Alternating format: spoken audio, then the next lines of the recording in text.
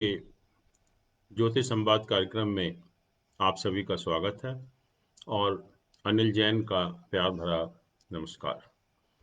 दोस्तों, आज हम एक बहुत गंभीर विषय पर चर्चा करने जा रहे हैं और ये इतना महत्वपूर्ण विषय है, इतना गंभीर विषय है, जिसका संबंध शायद भारत के हर व्यक्ति से है। जब भी हमारे परिवार में किसी बच्चे का जन्म होता है और ख़ास तौर से जब किसी फीमेल का या लड़की का जन्म होता है, तो हम जाते हैं ज्योतिषी के पास और पता है क्या पूछते हैं। और बहुत ही एक गंभीर तरीके से बात करते हैं कि ज्योतिषी जी बताइए कि लड़की मांगलिक दोष से पीड़ित तो नहीं है। और जैसे ही ज्योतिषी कहता है और वो कहेगा 100% केसेस में कि हाँ मांगलिक दोष है, तो हम इतने गंभीर हो जाते हैं, हमें लगता है कि पता नहीं क्या एक चिंता का विषय बन गया है। बच्चे का जो खुशी हुई थी पैदा होने की, वो शायद एक चिंता में बदल गई है। और मांगलिक दोष के बारे में हमारे मन में इतनी गलत धारणाएं हैं और ये धारणाएं ज्योतिषियों ने तो दी ही हैं। और मैं समझता हूँ कि जो ज्योतिष नहीं भी जानते, उन्होंने ज़्यादा धारणाएं फैलाई हैं। हमारे मन में पता नहीं क्या क्या भ्रम है इसके बारे में, क्या क्या भ्रम समाये हुए हैं, क्या क्या भ्रांतियां हमारे मन में समाई हुई हैं। और हमें लगता है कि इससे बड़ा जिंदगी में कोई खतरा नहीं हो सकता। और हम इतना डरते हैं मांगलिक दोष के नाम से। और हम जब भी किसी भी ज्योतिषी के पास जाते हैं, तो पता है वो सारी लाइफ में जो भी आपकी समस्याएं हैं, वो सारा दोष मांगलिक दोष के ऊपर मढ़ देता है कि मैंने तो पहले ही कहा था कि मांगलिक दोष है, आपने ध्यान नहीं दिया। और ये बहुत एक बड़ी भ्रांति है हमारे मन में। और ख़ास तौर से जो ज्योतिष नहीं जानते या ज्योतिष कम जानते हैं या ज्योतिष का जो पूरा ज्ञान नहीं है लोगों के पास, उनके कारण ये सब भ्रांतियाँ फैलाई हुई हैं। और मुझे लगा कि ये एक बहुत एक अच्छा विषय है जो हम सबके लिए उपयोगी है, सबके लिए लाभदायक है। तो इस विषय के बारे में इस प्रोग्राम में एक गंभीर रूप से चर्चा की जाए, विस्तृत रूप से चर्चा की जाए, जिससे आपके मन में जितनी भी भ्रांतियां हैं इस दोष को लेकर, जितने भी भ्रम हैं, वो हम उनको दूर कर पाएँ। और पूरा प्रयास करेंगे कि हम उनको दूर करने के। और इसीलिए मेरा उद्देश्य भी है कि जितना हम विस्तार में इसके बारे में बात करेंगे, उससे आपको पता लगेगा कि ये जो हमारे मन में भ्रांतियां हैं, जो भ्रम फैलाए गए हैं, वो बिल्कुल उनका कोई भी बेस नहीं है, बेसलेस हैं पूरे के पूरे जो है। और हम बहुत कोशिश करेंगे इसके विषय में आपको जानकारी देने की, डिटेल में जानकारी देने की जो है। और बहुत सारे जो इसके बारे में आपके क्वेश्चंस होंगे, प्रश्न होंगे, उन सभी का उत्तर आपको शायद मिलेगा हमारे इस प्रोग्राम में। पहले हम जानने की कोशिश करेंगे कि मांगलिक दोष का संबंध ज्योतिष में किस ग्रह से है। और आपको ताज्जुब होगा कि मंगल ही एक अशुभ ग्रह नहीं है। ज्योतिष में और भी इससे भी ज्यादा अशुभ ग्रह हैं। तो प्रश्न यही उठेगा कि हमने मंगल को ही क्यों चुना। बाकी भी तो शनि राहु वगैरह भी तो अशुभ ग्रह हैं। उसके उसको का दोष तो कोई नहीं मानता। मंगल के दोष के बारे में भी हम इतना क्यों परेशान रहते हैं। फिर हम बात करेंगे कि इस दोष की परिभाषा क्या है, कौन कौन से व्यक्ति इस दोष के दायरे में आते हैं। और दूसरा, फिर मांगलिक दोष का संबंध हमारे जीवन में किस, जो हमारा जीवन का जो कौन सा दायरा है जो इससे प्रभावित होता है। और फिर हम ये भी बात करेंगे कि किन किन सिचुएशंस में, किन किन स्थिति में ये मांगलिक दोष का परिहार हो जाता है, मांगलिक दोष नलीफाई हो जाता है। और अगर किसी व्यक्ति कोई अगर मांगलिक दोष से पीड़ित भी है, उसका अगर कोई खराब प्रभाव उसका पड़ रहा है, तो कैसे हम उसके ज्योतिष के माध्यम से उपाय कर सकते हैं। और जब हम बात करेंगे कि मांगलिक दोष क्या है, और उससे पहले हमें बहुत अच्छी तरह से समझना पड़ेगा कि मंगल ग्रह ज्योतिष में क्या है और मैरिज के बारे में ज्योतिष क्या कहता है। अगर हम इन दोनों विषयों की जानकारी थोड़ी सी ले लेंगे, तो हमें बहुत आसान होगा समझना कि मांगलिक दोष क्या है और इसका प्रभाव हमारे जीवन पर किस तरह से होता है। आपको पता है कि ज्योतिष में हम 9 ग्रहों की बात करते हैं। सूर्य है, चंद्रमा, मंगल, बुध, बृहस्पति, शुक्र, शनि, राहु और केतु। इसमें से कुछ ग्रह शुभ माने गए हैं और कुछ ग्रह अशुभ माने गए हैं, और जिसमें से मंगल, शनि, राहु, केतु, इन ग्रहों को अशुभ माना गया है। नेचुरल हम कहते हैं कि ये बेनिफिक प्लैनेट हैं, और कुछ प्लैनेट जो हैं वो शुभ हैं, नेचुरल बेनिफिक प्लैनेट हैं।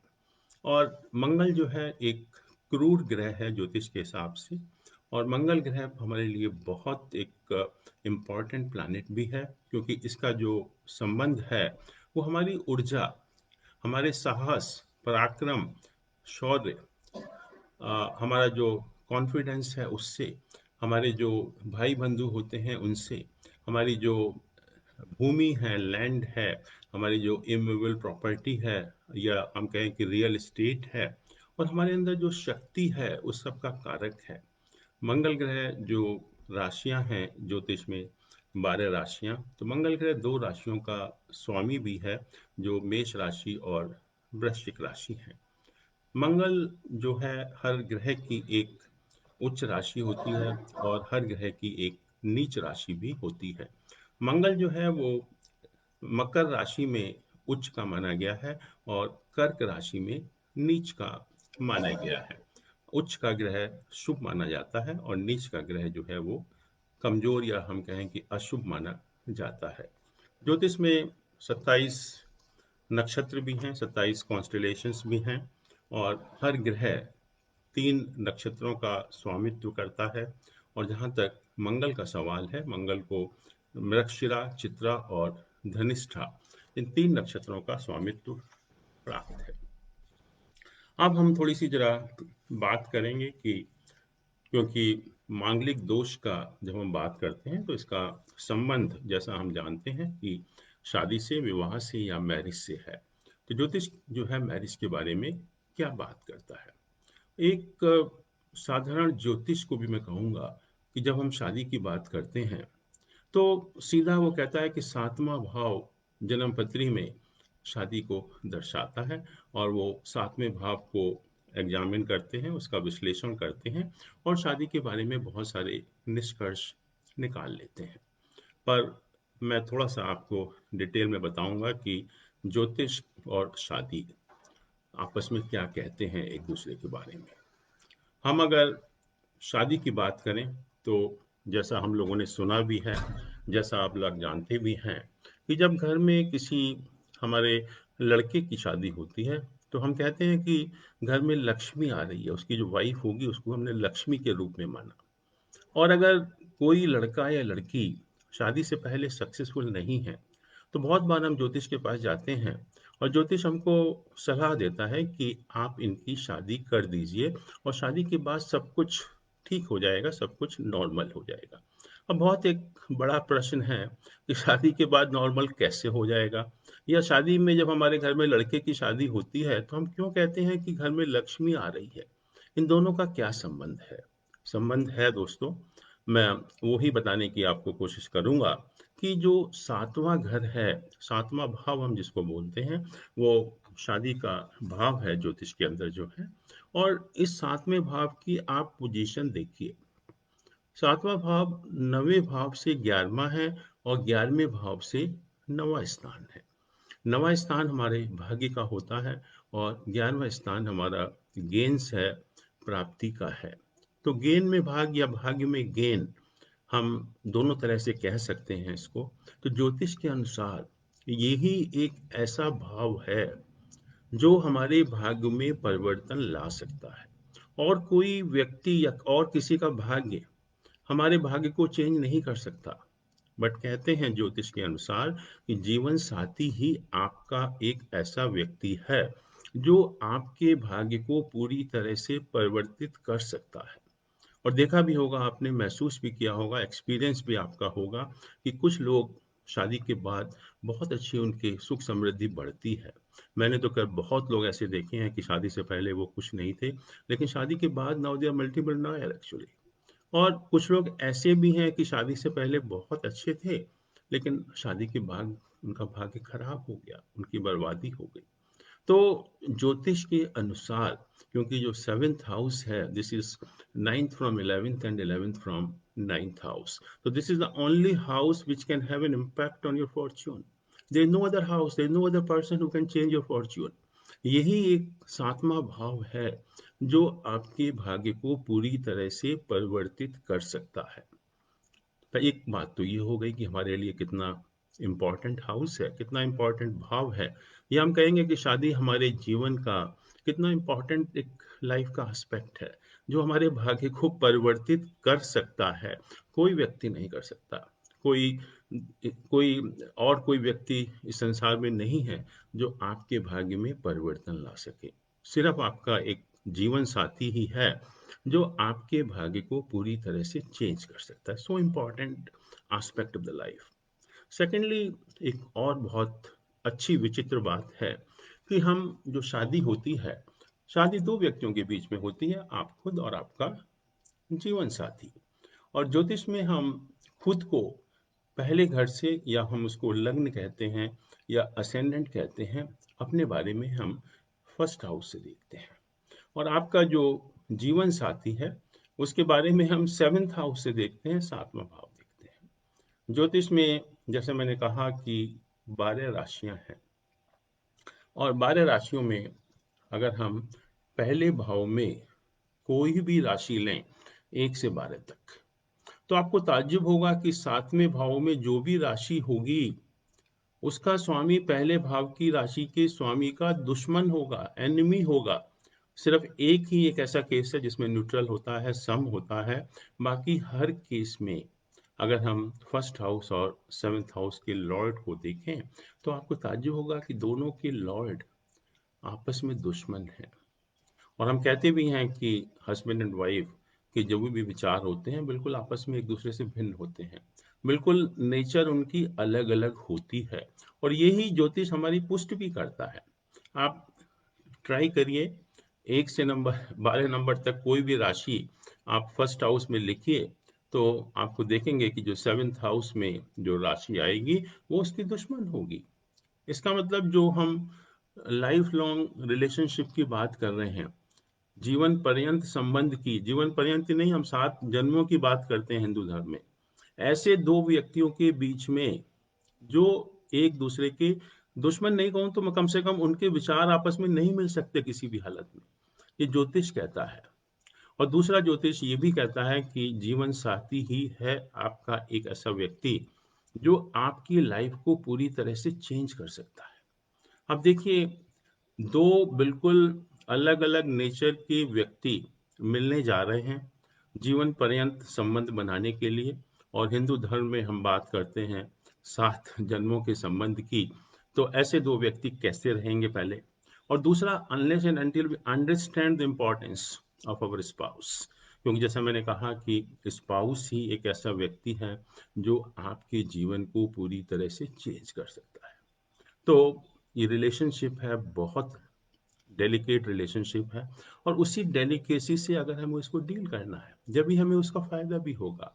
इसका अर्थ ये हुआ कि ज्योतिष कहता है कि जब तक आप अपने जीवन साथी के ऊपर विश्वास नहीं करेंगे, ट्रस्ट नहीं करेंगे, उसकी रिस्पेक्ट नहीं करेंगे, उसके प्रति अफेक्शनेट नहीं होंगे, तब तक आपकी लाइफ में सुख समृद्धि नहीं आ सकती। तो जानते हुए भी कि विचार हो सकता है कि आपस में भिन्न भिन्न होंगे, हो सकता है नहीं, होंगे ही भिन्न भिन्न, पर फिर भी आपको समझदारी से काम करना है। और ज्योतिष कहता है कि अगर आप अपने जीवन साथी के ऊपर पूर्ण रूप से विश्वास करते हैं, उसके प्रति अफेक्शनेट होते हैं, उसको रिस्पेक्ट देते हैं, तो आपकी लाइफ बहुत अच्छी तरह से चलती है और लाइफ में प्रॉब्लम आने की संभावनाएं बहुत कम हो जाती हैं। अब जब शादी की बात करते हैं, हम किसी भी ज्योतिषी के पास जाते हैं, या जो भी हमारी समझ है, या जो लोग थोड़ा बहुत भी जानते हैं इस विषय के बारे में, तो जब भी हम शादी की बात करते हैं तो सीधा हम लोग सेवेंथ हाउस या सातवें भाव की तरफ हमारी निगाह जाती है। और हम उसी को देखकर, उसी का विश्लेषण करके पूरा एक बता देते हैं किसी भी व्यक्ति को कि तुम्हारी शादी के बारे में ये संभावनाएं हैं। बिल्कुल गलत है कि हमें ये नहीं पता कि इसके अलावा भी, सातवें भाव के अलावा भी और बहुत सारे हाउसेस हैं जिनका हमारी मैरिड लाइफ के ऊपर स्ट्रेट या डायरेक्ट इम्पैक्ट होता है, और वो हमारे हाउसेस हमारी लाइफ को और भी ज़्यादा प्रभावित करते हैं शादी के मामले में।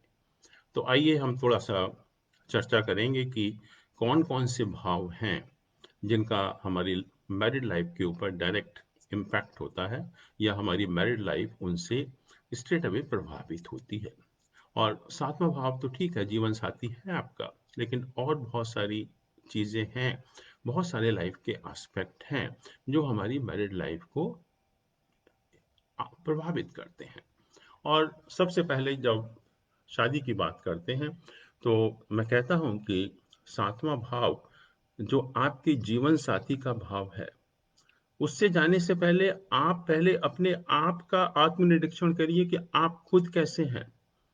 और आप अगर खुद अच्छे हैं तो जीवन साथी कैसा भी हो, शादी चलेगी, अच्छी तरह चलेगी। लेकिन आप अगर स्वयं ठीक नहीं हैं तो जीवन साथी कितना भी अच्छा हो, शादी चलने का सवाल ही नहीं होता। और मैरिज होती भी है दो व्यक्तियों के बीच में, आप और आपका जीवन साथी। और आप खुद को जो देखते हैं वो फर्स्ट हाउस से देखते हैं, लग्न से देखते हैं।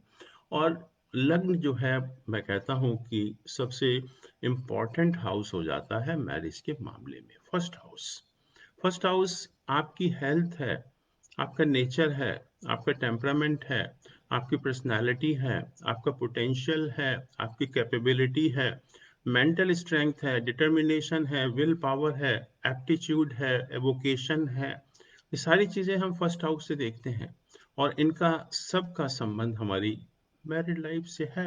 आपकी क्या नेचर है, क्या पर्सनैलिटी है, क्या हेल्थ है, इन सब का असर आपकी मैरिड लाइफ पर पड़ेगा। तो इसलिए मैं कहता हूँ कि दोस्तों, जब भी हम शादी की बात करते हैं, सबसे पहले हमें पहला भाव या असेंडेंट या फर्स्ट हाउस जिसको हम कहते हैं, उसको हमें देखना चाहिए। और जैसे मैंने कहा कि अगर फर्स्ट हाउस या आप खुद अच्छे व्यक्ति हैं, तो थोड़ा बहुत अगर आपका जीवन साथी में कुछ कमी भी होगी तो चल जाएगा, उसमें कोई लाइफ में कोई प्रॉब्लम नहीं आने वाली। लेकिन आप अगर खुद ठीक नहीं हैं तो जीवन साथी कितना भी अच्छा हो, कितनी भी उसकी नेचर अच्छी हो, कितनी भी हेल्थ अच्छी हो, पर्सनैलिटी अच्छी हो, कोई मैटर नहीं करने वाला, शादी नहीं चलेगी। तो सबसे important, rather most important house for the purpose of marriage is the first house, ascendant, not the seventh house. उसके बाद हम और भी हाउसेस को देखते हैं। उसके बाद आता है सेकंड हाउस या द्वितीय भाव। द्वितीय भाव से भी हम बहुत सारी चीजें देखते हैं। द्वितीय भाव के बहुत सारे कारकत्व हैं, और मैं यहाँ पर सिर्फ शादी से संबंधित जो भी उसके कारकत्व हैं उन्हीं की चर्चा करूंगा। उसके अलावा और कारकत्व की हम अभी चर्चा नहीं करेंगे। सबसे जो इम्पोर्टेंट कारकत्व है सेकंड हाउस का, दैट इज वेल्थ।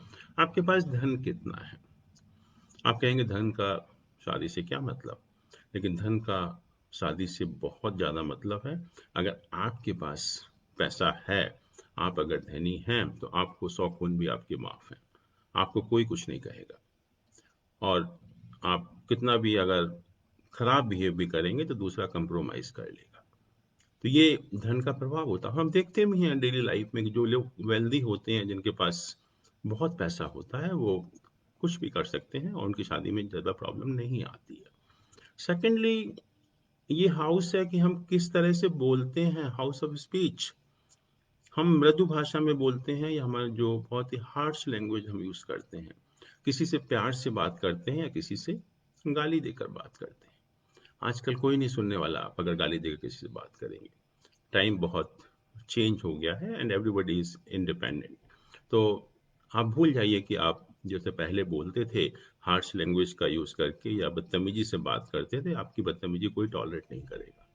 तो सेकंड हाउस ये बताता है कि आप बदतमीज हैं बोलने में या बहुत ही मृदु भाषा का उपयोग करते हैं। और दोनों ही चीजें जो है बहुत मैटर करती हैं हमारी मैरिड लाइफ के ऊपर। इसके अतिरिक्त भी जो हस्बैंड एंड वाइफ के बीच में चीटिंग होता है ऑन द फाइनेंशियल मैटर्स, एक धन के बारे में या जो वेल्थ के बारे में या पैसे के बारे में जो चीटिंग होती है हस्बैंड एंड वाइफ के बीच में, वो भी हम सेकंड हाउस से ही देखते हैं। तो वो भी हमारी मैरिटल रिलेशंस में उसका डेफिनेटली इफेक्ट होता भी है। और इसके अतिरिक्त एक और भी इम्पॉर्टेंट चीज है द्वितीय भाव के बारे में कि अननेचुरल सेक्स एंड अगर आप अननेचुरल सेक्स में इन्वॉल्व हैं तो I think that can also have an adverse effect on your marital life. तो वो भी हम सेकंड हाउस से देखते हैं कि whether native is likely to get involve in unnatural sex और नॉट। तो ये सारी चीजें हैं, वेल्थ है आपकी, स्पीच है आपकी, आपका जो हस्बैंड एंड वाइफ के बीच में चीटिंग है on the financial matters and whether you are involve in the unnatural sex, ये सारी चीजें ऐसी हैं जिनका हमारी मैरिड लाइफ के ऊपर सीधा प्रभाव पड़ता है। तो इसलिए द्वितीय भाव भी शादी के लिए बहुत इम्पॉर्टेंट हो जाता है। और जब भी हम शादी की बात करेंगे तो हम सेकंड हाउस को भी अच्छी तरह से एग्जामिन करेंगे, उसका अच्छी तरह से विश्लेषण करेंगे, तभी हम शादी के बारे में किसी निष्कर्ष पर पहुंच सकते हैं। इसके अलावा हम और आगे बढ़ते हैं तो चतुर्थ भाव ज्योतिष में है, जिसको कि हम फोर्थ हाउस कहते हैं। और फोर्थ हाउस जो ज्योतिष में इंडिकेट करता है that is about the domestic happiness, पारिवारिक सुख शांति आपकी है या नहीं है।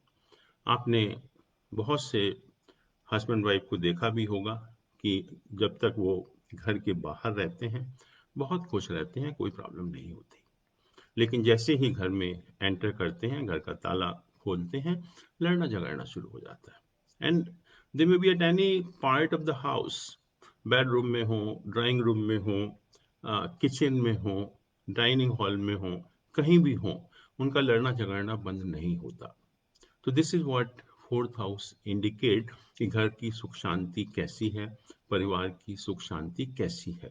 और वो सब कुछ इसके ऊपर निर्भर करेगा कि वहां पर प्लैनेट की पोजीशन कैसी है, एफ्लिक्शन है या नहीं है। तो ये कहते हैं कि अगर बहुत ज्यादा एफ्लिक्शन होता है फोर्थ हाउस के ऊपर तो घर की सुख शांति बिल्कुल ही खराब हो जाती है, घर एक नर्क जैसा बन जाता है और घर में रहना दोनों के लिए बहुत मुश्किल हो जाता है। तो फोर्थ हाउस बहुत इंपॉर्टेंट है, क्योंकि इससे ही हमें पता लगेगा कि अगर हम जो शादी करने जा रहे हैं उस परिवार में सुख शांति रहेगी अथवा नहीं रहेगी। और जब घर का वातावरण ऐसा खराब हो जाता है तो फिर उस घर में रहना बहुत मुश्किल हो जाता है दोनों के लिए। इसके अलावा जो हम एग्जामिन करते हैं फोर्थ हाउस से, वो जो interference from the in loss, respective in loss, जो हस लड़का और लड़की हैं उनके जो पेरेंट्स का इंटरफेरेंस आपकी मैरिड लाइफ में कैसा है, और we call it interference from the respective in laws, कि मैरिड लाइफ में रहेगा या नहीं रहेगा, वो भी हम फोर्थ हाउस से ही एग्जामिन करते हैं। और जैसे मैंने कहा कि सेकंड हाउस से हम देखते हैं कि cheating between husband and wife on the financial matters. Similarly अगर हम फोर्थ हाउस को देखें तो it indicates dispute between husband and wife on the immovable property. जो भी आपकी जमीन जायदाद है, घर है, उसके लिए दोनों में आपस में डिस्प्यूट होना, ये सब हम फोर्थ हाउस से देखते हैं। तो इसलिए फोर्थ हाउस भी शादी के लिए बहुत इंपॉर्टेंट हो जाता है। और जब भी हम हॉरोस्कोप एग्जामिन करते हैं मैरिज के पॉइंट ऑफ व्यू से, तो सातवें भाव को भी अच्छी तरह से एनालाइज करते हैं, उसका अच्छी तरह से विश्लेषण करते हैं। उसके बाद हम आते हैं सेवेंथ हाउस के ऊपर। तो जैसा फर्स्ट हाउस आपके लिए है वैसा ही सेवेंथ हाउस आपके जीवन साथी के लिए है। जो जैसे मैंने बताया कि फर्स्ट हाउस से आप अपने बॉडी के बारे में देखते हैं, वैसा ही सेवेंथ हाउस से हम अपने जीवन साथी के बारे में निष्कर्ष निकालते हैं कि उसकी health, nature, temperament, potential, capability, mental status, aptitude, evocation, willpower, determination. All those things we examine from the seventh house about the spouse. What we have examined about you from the first house. तो ये हम seventh house से examine करेंगे। इसके बाद जो सबसे important house है, सबसे महत्वपूर्ण स्थान है ज्योतिष में शादी से संबंधित, वो है आठवां भाव। और मैं नहीं जानता, और मुझे अभी भी डाउट है कि कितने लोग, कितने ज्योतिषी, unless and until they are highly qualified, eighth ये भी जानते हैं कि हमें शादी के लिए एट्थ हाउस देखना भी है या नहीं देखना। और जैसे मैंने कहा कि it is such an important house for the purpose of marriage. और जो भी आजकल की प्रॉब्लम है, और जो जैसा हम जानते हैं कि शादी में आजकल बहुत divorce, separation, extra marital relations, बहुत सारी चीज़ें हैं जो इम्पॉर्टेंट हैं आजकल के टाइम में।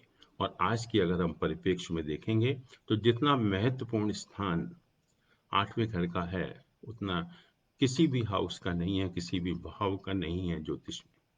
और दोस्तों, हम इस चर्चा को जारी रखेंगे, क्योंकि जैसे मैंने कहा कि मैं थोड़ी सी विस्तार में 2-3 कार्यक्रमों में इस विषय पर चर्चा करना चाहूँगा, जिससे कि आपके अंदर जितनी भी भ्रांतियाँ हैं या जितने भी भ्रम आपको फैलाए गए हैं इस विषय को लेकर, उसमें कुछ ना कुछ आपका क्लैरिफिकेशन मिले, कुछ आपको समझ में आएगा, और आप देखेंगे कि जो इतना हमारे अंदर भ्रम फैलाया गया है वो वैसा नहीं है, और ये चीज़ ऐसी है जिससे कोई भी डरने वाली बात नहीं है।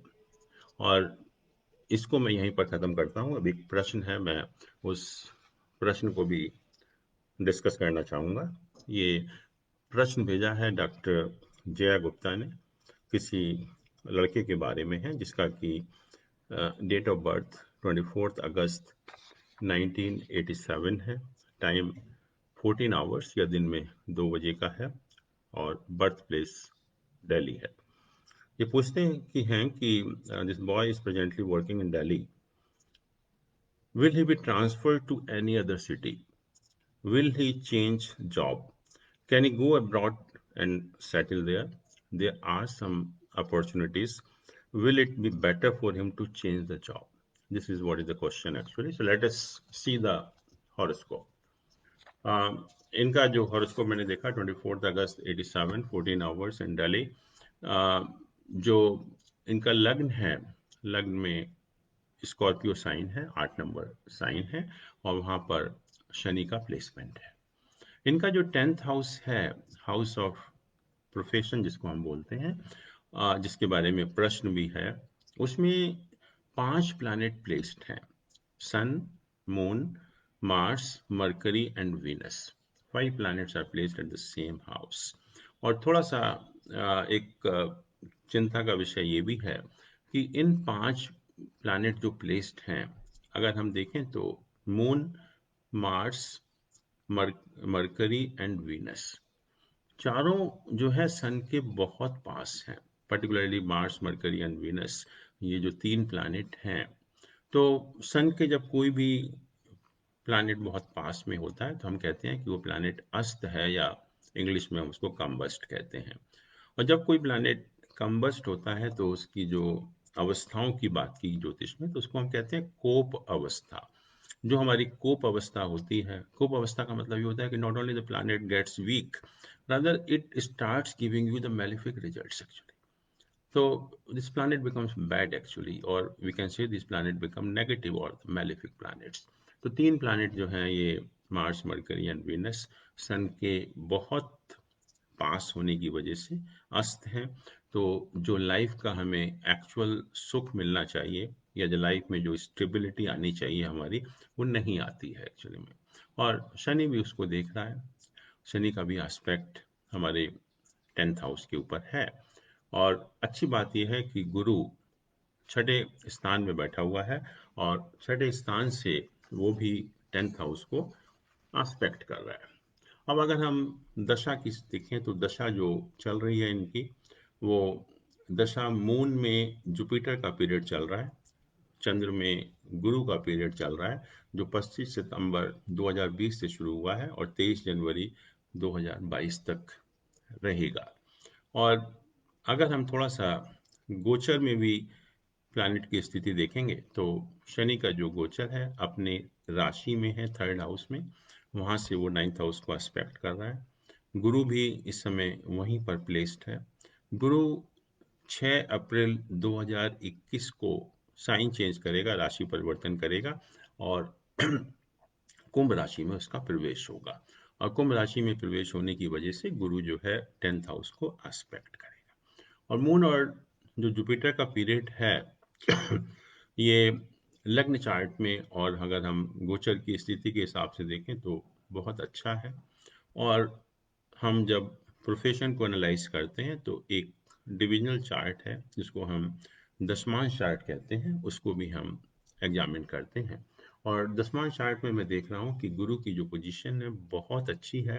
गुरु जो है वो जो 10th हाउस का लॉर्ड होता है दशमांश चार्ट में, उसको एस्पेक्ट कर रहा है। That's why it becomes a very very relevant planet from the point of view of profession. और ऐसी दशाओं में जो गेन मिलते हैं they surpass all your expectations also.